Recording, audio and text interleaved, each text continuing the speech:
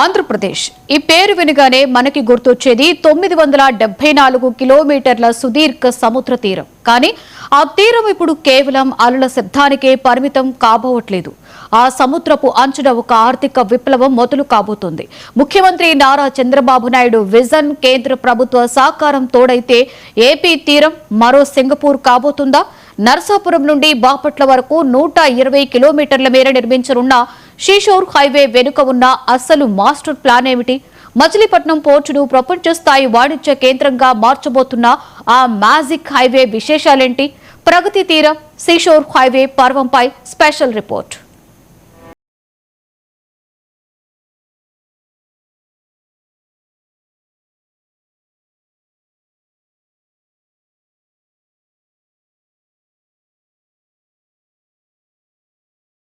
అభివృద్ధికి రహదారులే రక్తనాళాలు. ఒక ప్రాంతం బాగుపడాలన్నా, ఒక రాష్ట్రం ఆర్థికంగా ఎదగాలన్నా అక్కడ మౌలిక సదుపాయాలు పటిష్టంగా ఉండాలి.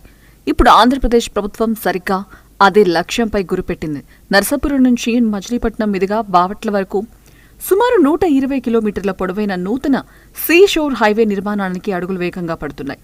ఇది కేవలం ఒక రోడ్డు కాదు, 3 జిల్లాల భవిష్యత్తును మార్చే ఒక గేమ్ చేంజర్. పశ్చిమ గోదావరి, కృష్ణా మరియు బాపట్ల జిల్లాలను నేరుగా కలిపే తీర ప్రాంత రహదారి ఏపీ కోస్తా తీరంలో కొత్త చరిత్రను లిఖించబోతుంది.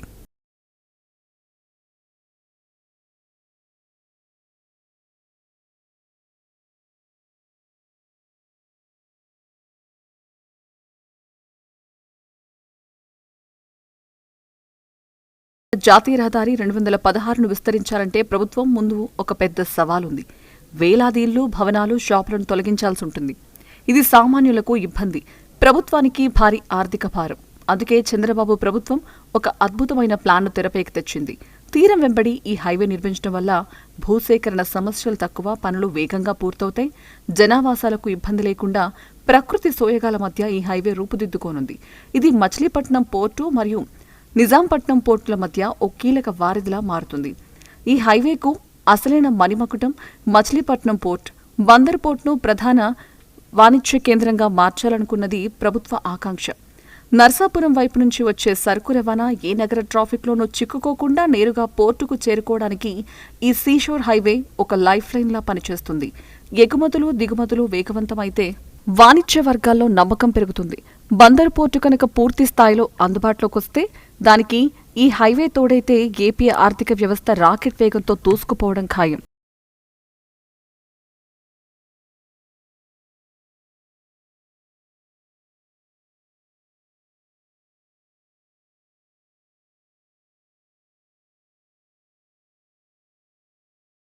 సంక్షేమమే ధ్యేయంగా ఈ ప్రాజెక్టు రూపుదిద్దుకుంది.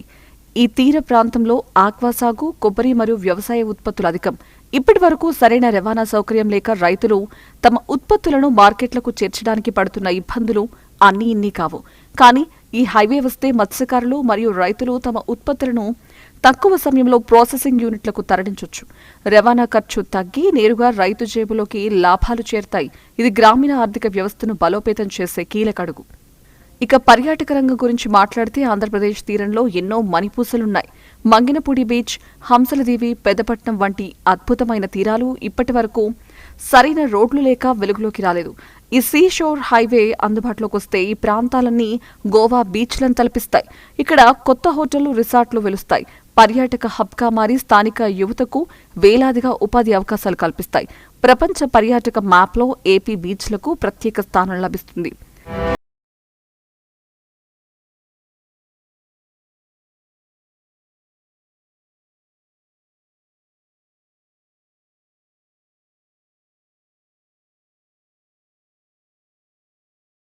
ప్లాన్ ఉంది. మరి నిధులు?